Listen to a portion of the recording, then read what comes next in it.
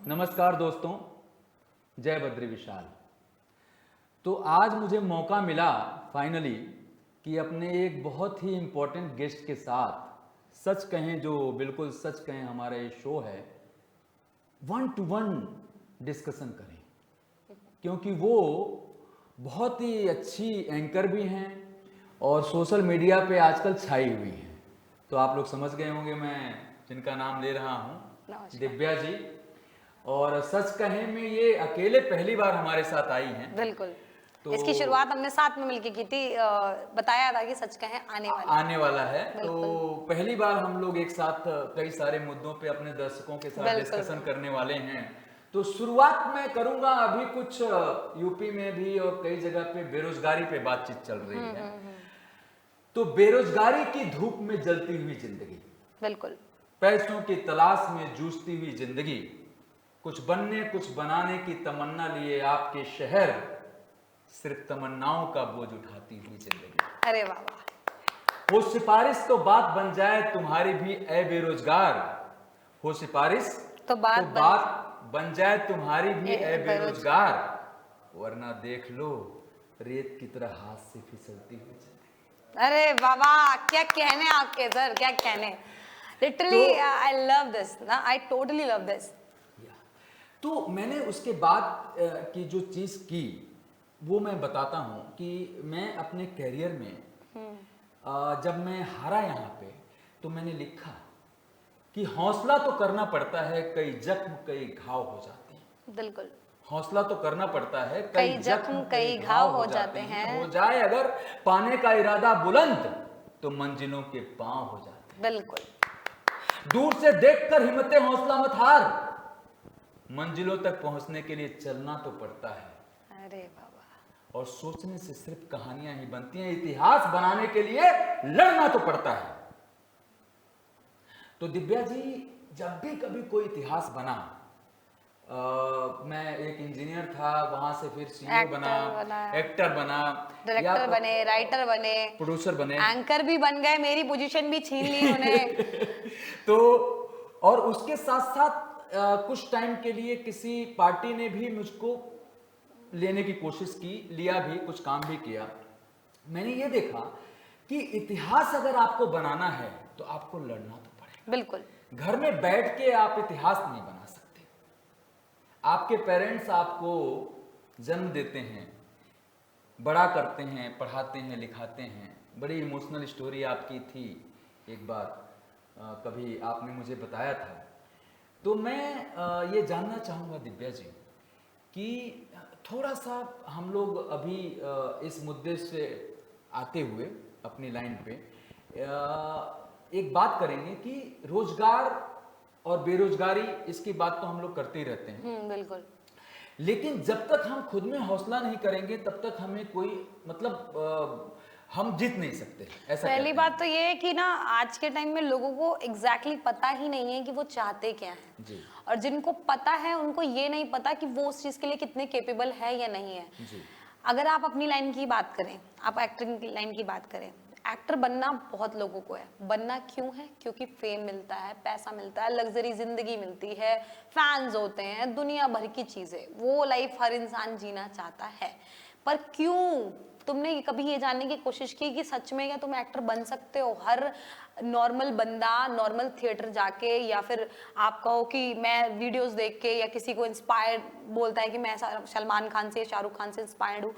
नहीं, आप सिर्फ ये बोल के कि नहीं मुझे एक्टर बनना है, तो आप एक्टर नहीं बन सकते। आपको घिसना पड़ेगा खुद को, आपको प्रैक्टिस करनी पड़ेगी। जब तक एक इंसान किसी भी चीज को टाइम नहीं देता, वो नहीं जीत सकता किसी भी जंग को। और दूसरी सबसे बड़ी बात ये, अगर आप सरकारी एग्जाम्स की भी बात करें, गवर्नमेंट एग्जाम जो निकालती है, तुमने अगर देखा कि किसी के 300 आए तो उसके 300 क्यों आए? क्योंकि उसने आपसे ज्यादा मेहनत की, वो डिजर्व करता था उस प्लेस को। हाँ, दूसरी बात ये आती है कि कहीं ना कहीं सीट्स कम होती हैं। उसके पीछे रीजन ये है कि हमारा जो रहा है, पिछला इतिहास रहा है, काफी चीजें झेली हैं इस देश ने, ठीक है, और उसकी वजह से डेवलपमेंट का जो ग्राफ होना चाहिए वो नहीं हो पाता। और आपको भी पता है कि हमारे देश में क्या है, जहां पैसा दिया जाता है वहां काम बन जाता है। ये भी एक बहुत बड़ा कारण है बेरोजगारी का। लेकिन अगर हम देखें, लोग ये कहते हैं कि मेरे को ये चीज आते हुए भी मैं ये चीज नहीं कर पा रहा हूँ, ये गलत कहते हैं। अगर आपको वो चीज आती है और आप उस चीज के पीछे पड़े हो, मैं मान ही नहीं सकती कि वो आपको मिल नहीं रही है। आपने अपनी शायरियों के द्वारा भी, अपनी कविताओं के द्वारा आपने कितनी बार ये चीज कही है कि जिस चीज की हम तमन्ना रखते हैं वो चीज हमको मिलती है। ठीक है, अगर हम तमन्ना सिर्फ रख रहे हैं तो नहीं मिलेगी, तमन्ना रखने के बाद भी आगे प्रोसेस होता है, बनाने के लिए लड़ना तो पड़ता है, जाहिर सी बात है। तो वो जब तक नहीं लड़ेगा, अगर किसी इंसान को इंग्लिश पढ़नी नहीं आती है, वो कह रहा है कि मुझे एम्बेसी में काम करना है, तो इज इट पॉसिबल? वो काम कर सकता है? नहीं कर सकता ना। तो सिर्फ बोलना या किसी को ब्लेम करना नहीं है भाई। अगर तुम हमारे देश के पीएम को देखोगे, भाई तुम क्या सोच रहे हो, वो बंदा जिस जगह से आया है। हम लोग एक चीज को करते हैं कि हम किसी इंडिविजुअल की बात इस शो में करते नहीं हैं। बिल्कुल, हम लोग ये सच कहें शो है, ये पूरे देश के लिए है, किसी भी पार्टी के लिए नहीं है। बिल्कुल, किसी भी पर्टिकुलर पार्टी की मैं बात नहीं करता, मैं किसी एक आम इंसान की भी बात करता हूँ। जैसे मैं आपको थोड़ा सा, हम लोग चीजों पे डाइवर्ट नहीं होते हुए हम एक मुद्दे पे आते हैं कि बेरोजगारी के लिए मैंने जो बात की, या किसी भी चीज के लिए मैंने जो बात की, सिक्के के दो पहलू होते हैं। बिल्कुल, कभी भी एक अच्छा होता है, एक बुरा होता है। हम लोग ब्राह्मण कुल में हमने जन्म लिया, या हमने क्षत्रिय कुल में जन्म लिया, या हमने किसी भी कुल में जन्म लिया, ये डिसाइडेड नहीं है। हाँ, ये ऊपर वाला हमको ऑलरेडी रिटर्न, हाँ, वो रिटर्न हुआ है, और हम उस तरीके से हम इस दुनिया में आते हैं। बिल्कुल, मैं कई बार अपने शो के जरिए ये बोल चुका हूँ कि हम अपने घर से शुरुआत क्यों नहीं करते। बिल्कुल, एक घर होता है जहाँ पे हम लोग रहते हैं, और अगर कोई आदमी अपने घर को ठीक नहीं रख सकता तो देश को कैसे रख सकता है? बिल्कुल नहीं रख सकता। तो मेरा ऐसा मानना है कि जब तक हम कुर्सी पे नहीं बैठे होते हैं ना, तब तक हमको दूसरा व्यक्ति बिल्कुल खराब लगता है, और जब हम वहां पे पहुंचते हैं तो हम वही सब काम करने लग जाते हैं। मैंने आपको पिछले शो में भी यही बात कही थी कि जो लोग कहते हैं कि हमारे देश की पॉलिटिक्स गंदी है, आप पॉलिटिक्स में उतरिए और उसको करिए, फिर आपको पता चलेगा कि कितना मुश्किल होता है किसी चीज को मैनेज करना, कितना मुश्किल होता है किसी चीज को संभालना। आप सपोज करिए, आपने काम की बात की, काम की भी कैटेगरीज होती हैं। लोग ना आज की डेट में सबको ए कैटेगरी का काम चाहिए, किसी को सी या डी कैटेगरी का काम नहीं चाहिए। ठीक है, अगर आप सफाई करने वाले की बात कर रहे हैं, आप उसको क्या बोलते हैं, आप उसको कैसे ट्रीट करते हैं, आप उसको किन नजरों से देखते हैं? एटलीस्ट वो कुछ तो कर रहा है अपनी लाइफ में, और कुछ भी क्या, वो क्या गलत कर रहा है, वो काम ही कर रहा है। सबके काम के दायरे होते हैं। ठीक है, कोई खाना बना रहा है तो उसका मतलब ये नहीं है कि वो छोटा इंसान है। भाई वो उसके अंदर वो टैलेंट है, वो खाना बना के अपने पैसे कमा सकता है। तुम्हारे अंदर अगर टैलेंट है किसी चीज का, तो उसके अंदर भी किसी चीज का टैलेंट है। सबसे बड़ी बात यह है कि मैं ये देखती हूँ, लोगों को ना किसी के काम की रिस्पेक्ट नहीं है आज की डेट में। अगर कोई इंसान 20,000 रुपए कमा रहा है ना, तो 5,000 कमाने वाले को ना ऐसे देखता है जैसे कि वो कुछ है ही नहीं। भाई वो भी काम कर रहा है।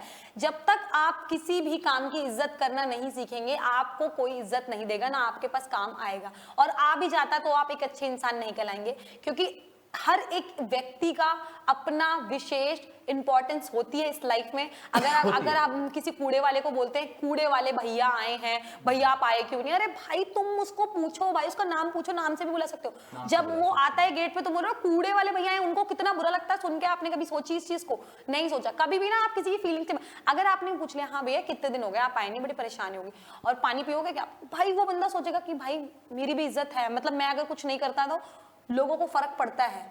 तो जब आपको किसी के भी काम की इंपॉर्टेंस समझ में आ जाएगी, तब आपको समझ में आएगा कि आपका काम किस स्तर पे है और आप कितने इंपॉर्टेंट हैं इस दुनिया के लिए। बहुत बड़ी बात कही दिव्या जी आपने, और इस बात को आगे बढ़ाते हुए मैं कहना चाहूँगा, क्योंकि मैं एक इंजीनियर हूँ और इंडियन रेलवे के लिए मैंने कुछ काम किया है। अभी पिछले दिनों मुझे एक खबर मैंने सुनी और मैं बहुत ही उदास हो गया। आपने देखा होगा रेल की बोगियों को जो जोड़ते हैं, कपलिंग बोलते हैं उसको। तो मैं यूके गया था कुछ साल पहले, लंदन में था मैं, मैनचेस्टर था। तो मैंने देखा कि वहाँ पे जो ट्रेनें चलती हैं मैनुअल नहीं है, वो कपलिंग जो जुड़ती है ना वो ऑटोमेटिक आके जुड़ जाती है। 2 इंजन होते हैं, हमारे यहाँ भारत में भी ऐसा है, लेकिन अभी तक सिर्फ 50% ट्रेन में ये कपलिंग जोड़ने की व्यवस्था की गई है। लेकिन आपको ये चीज भी पता होगी कि भारत इकलौता ऐसा देश है जिसकी ट्रेन की व्यवस्था सबसे ज्यादा है। सबसे ज्यादा ट्रेनें यहाँ चलती हैं, यहाँ पे सबसे ज्यादा लाइंस है ट्रेन की, सबसे ज्यादा रनिंग ट्रेन जो है यहीं पे है। मैं वहीं आ रहा हूँ, कनेक्टिविटी सबसे ज्यादा यहाँ पे, सबसे ज्यादा यहाँ पे, मैं वहीं पे आ रहा हूँ। वो मैंने देखा तो मुझे ऐसा लगा कि ये लोग सेफ्टी पे ध्यान देते हैं। हमारे देश में भारत में सेफ्टी पे कभी ध्यान नहीं दिया गया। यस, अभी वैशाली बिहार में आता है, वहाँ पे कोई स्टेशन है आसपास में, वहाँ पे एक पर्सन, कोई नाम उनका मुझे याद नहीं आ रहा है, वो मैं आप दर्शकों के लिए बता दूं क्योंकि हम लोग इंजीनियर हैं कि कपलिंग के लिए एक सेटर की जरूरत होती है, और जब वो वैकेंसी निकलती है तो वहाँ पे लाखों की मात्रा में इंजीनियर्स और लोग अप्लाई करते हैं, डिग्री इंजीनियर्स अप्लाई करते हैं, और 10,000 पोस्ट होती है तो लाखों में करते हैं, तब जाके 10,000 लोगों को नौकरी मिलती है। और क्योंकि वो लालच में करते हैं कि वो जो कपलिंग सेटर होता है वो बाद में जाके ऑपरेटर बन जाता है, ट्रेन चलाने वाला ऑपरेटर बन जाता है। तो उसमें से ये एक पर्सन, वो बेचारा उसको सेट कर रहा था। इंडिया में सभी लोग करते हैं, अभी 50% बता रहा हूं मैं, बिहार में, यूपी में 50% अभी तक हुआ नहीं जो हो सकता था। बिल्कुल, मैं दोष देता हूं मंत्रालय को, रेल मंत्रालय को। अभी तक के जितने भी रेल मंत्री हुए, किसी पार्टी को नहीं, कोई पार्टी नहीं, किसी ने इसके बारे में सोचा ही नहीं। किसी ने सोचा ही नहीं कि व्यक्ति की जिंदगी कितनी जरूरत की हो सकती है। वो व्यक्ति जो मरा, उस पे डिपेंडेंट थी उसकी फैमिली, और एक ट्रेन आती है और उसको मार देती है। कपलिंग जोड़ते टाइम है तो गलत चीज, गलती कर रहे हैं हम लोग। और ऐसे कितने एक्सीडेंट होते हैं हमारे देश में। इंडियन रेलवे से मैंने इसलिए एक उदाहरण उठाया कि हमारा शो आधे घंटे का है, हम बहुत ज्यादा उदाहरण ले नहीं सकते। तो मैं सच कहे के माध्यम से सरकार को भी ये बोलना चाहूंगा, क्योंकि मैं इंजीनियर हूं, तो एटलीस्ट हम इतना तो कर सकते हैं कि हम इतना वंदे भारत ट्रेन लेके आ रहे हैं और भी बहुत सारी चीजें लेकर के आ रहे हैं, सेफ्टी को ध्यान देना चाहिए। बिल्कुल, सेफ्टी बहुत जरूरी है। इंसान की एक जिंदगी होती है ना, वो सबसे इंपॉर्टेंट होती है। वो इस दुनिया में आता है और उसकी जान लेने का हक सिर्फ परमात्मा को है। मैं तो फांसी के भी खिलाफ हूं कि अगर किसी व्यक्ति ने कोई गुनाह किया है और वो गुनाह प्रूफ नहीं हो तो उसको फांसी नहीं होना चाहिए। तो मैं तो कहता हूं कि सबसे बड़ा गुनाहगार वो है जो टेक्नोलॉजी को समझते हुए भी वहां पे उस हेल्पर को, उस वर्कर को काम करने के लिए भेजता है। बिल्कुल। तो ये हमारे देश की एक व्यवस्था है। और जब भी चुनावी मौसम आ जाता है ना दिव्या जी, चाहे वो बीजेपी हो, चाहे वो कांग्रेस हो, चाहे समाजवादी पार्टी हो, शिवसेना, व्हाटएवर दे आर, इनकी मुफ्त की रेवड़ियां चालू हो जाती हैं। अब आप देखिए कि कुछ हमारे देश पे कितने लाख करोड़ का कर्जा है। 105 लाख करोड़ के कर्जे के नीचे हम लोग बैठे हुए हैं आज की डेट में। कुछ राज्य ऐसे हैं जहां पे हर व्यक्ति 1.5 लाख के आसपास का कर्ज है। अब जब हम ये बोल देते हैं, मैं ये नहीं कहता हूं कि किसी पिछड़े वर्ग को या उसको वो चीज नहीं मिलनी चाहिए, लेकिन क्या आप ये समझती हैं, सच कहे के माध्यम से बहुत बड़ा मुद्दा मैं उठाने जा रहा हूं, क्या जो ऊंची तबके के लोग हैं, क्या उनके अंदर गरीबी नहीं होती? क्या मैं दर्शकों से पूछना चाहता हूं। बिल्कुल, हर जगह होती है। मैं वापस एक बार कंक्लूड करके आपसे बात करता हूं। उस ऊंचे तबके के अंदर भी गरीबी होती है। तो हम क्यों इस देश को बांट रहे हैं हिंदू, मुस्लिम, सिख, ईसाई पे? क्यों बांट रहे हैं? क्योंकि जब हम हार जाते हैं तो हम जातियों में लग जाते हैं, हम डराने लग जाते हैं एक दूसरे को कि ऐसा हो जाएगा। कुछ साल पहले मुझे याद आता है दिव्या जी, जब हम लोग छोटे हुआ करते थे, शायद आपके टाइम में भी, शायद मैं आपसे कुछ बड़ा हूं, ज्यादा ही बड़ा हूं, तो हमारे टाइम में ज्यादा होता होगा। हम देखते थे हमारे गांव में, हमारे घर के बिल्कुल सामने कुछ मुस्लिम लोग रहा करते हैं, चांद मियाँ रहा करते थे। मैं नाम भी लेना चाहूँगा, नूर मोहम्मद भाई, ये सब लोग, हम लोग भूमियार ब्राह्मण हैं, कुछ क्षत्रिय लोग भी रहते हैं, कुछ कुर्मी कास्ट भी रहती है। मैंने नफरत ही नहीं देखी थी, नफरत मैंने देखा ही नहीं था। सब प्यार से रहते थे, इतने प्यार से, मैं आपको बताऊं तो आपकी आंखें डबडबा जाएगी। ताजिया निकलता था तो मेरी दादी आती थी और वहाँ पे पानी चढ़ाती थी। मेरे फादर अकेले हैं और ऐसा कहते हैं कि ताजिया की वजह से उनका जन्म हुआ। हम लोग राम जन्मभूमि के बिल्कुल पास हैं और वो लोग राम जन्मभूमि पे भी जाते थे, हिंदुओं के त्योहार में मिलते थे, ये सब कुछ होता था। इस देश की ब्यूटी थी। लेकिन चंद इस कुर्सी के लिए शायद, इस कुर्सी के लिए शायद जो अमीर है वो अमीर होता चला जा रहा है, जो गरीब है वो गरीब होता चला जा रहा है। मेरी एक बहुत वेदना है कि आप ऐसी जगह पे भी आरक्षण दे रहे हैं जहां आपको नहीं देना चाहिए। बिल्कुल। आप कैसे शिक्षा में आरक्षण दे सकते हैं? आप कैसे मेडिकल में आरक्षण दे सकते हैं? आप कैसे दे सकते हैं मेडिकल में आरक्षण? एक एमबीबीएस बन के आता है, आपने 33% पाने वाले को एमबीबीएस डॉक्टर बना दिया, मरीज को मार डालेगा, वो मार डालेगा वो मरीज को। एक इंजीनियर में आपने आरक्षण कर दिया, उसको इंजीनियरिंग नहीं आती, उसको फर्स्ट एंगल और थर्ड एंगल कैसे देखते हैं वो नहीं आता, खत्म कर देगा इस देश को। तो बंद करो ये झूठा भाषण। सर आपकी मूवी में गाना भी था, वो गाना था, मैं कई बार बोलता हूं कि बंद करो ये झूठा भाषण, झूठे वादे झूठा शासन, सुन ली हमने बहुत तुम्हारी और आई है अब बारी हमारी। तो नेताजी, जितने नेताजी लोग हो पूरे देश में, पहले जैसे बनो ना। भगत सिंह, चंद्रशेखर आजाद, वो नेता नहीं थे। सुभाष चंद्र बोस, बहुत सारे लोग हुए, नहीं नेता नहीं थे लेकिन देश के लिए सोचते थे। वो उन्होंने कभी अपने को उस क्राइटेरिया में रखा ही नहीं कि वो नेता हैं, वो सिर्फ करते थे, वो नाम नहीं चाहते थे, वो सिर्फ और करते आजकल करते नहीं है, नाम चाहते हैं, बिना कहे उनको नाम चाहिए। अटल जी, मैं नाम लेता हूं उनका, ऐसा नेता आज तक नहीं हुआ जो कहते थे कि मन भेद नहीं होना चाहिए। वल्लभ भाई पटेल, महात्मा गांधी जी, देश को उन लोगों ने क्या क्या दिया। आज भी विदेशों में पूजा जाता है उन लोगों को। कौन याद रखेगा आज के लीडर्स को? सिर्फ अपनी बात करते हैं। आरक्षण दे दोगे, कितना दे दोगे? देना चाहिए।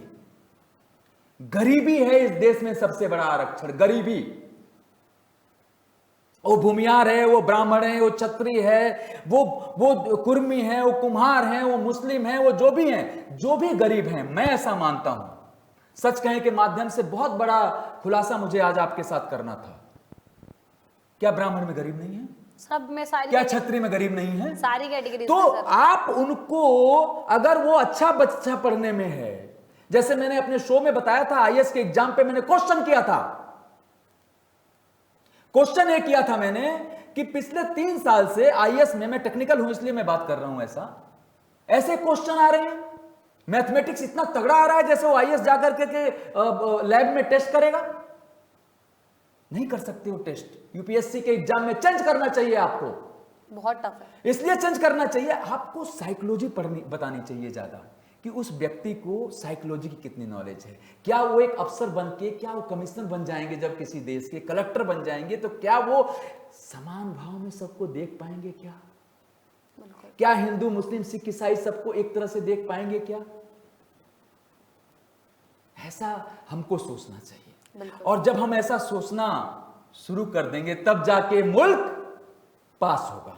आप क्या विचार रखते हैं? सर जैसा कि आपने बताई ये सारे क्राइटेरियाज की इस तरीके से रिजर्व सीट्स मिलती हैं उनको, मैं इस चीज़ से तो मैं खुद भी जनरल कैटेगरी से बिलोंग करती हूँ। मैं किसी कैटेगरी को बुरा नहीं बोल रही, बट मैं सिर्फ इतना कह रही हूँ कि मैंने भी सेम चीज़ फील की है मेरे कॉलेज के एडमिशन के टाइम पे। जी। फीलिंग ये थी कि 90% और 60%, 60% 90% या in 10th 12th। Oh my God. और उनको 60% वालों को ड्यू में एडमिशन मिल गया और 90% वाला प्राइवेट कॉलेज से पढ़ाई कर रहा है। अनफॉर्चुनेट। तो वही चीज है ना, अगर आप एंट्रेंस एग्जाम भी क्लियर करते हो तो एंट्रेंस एग्जाम में भी वो वाला क्राइटेरिया होता है। अगर आपसे, समझ रहे ना आप बात को, ये चीजें हैं। आपने जो ये बात बोली कि गरीबी हर जगह होती है, हर कास्ट में होती है, ये बात है।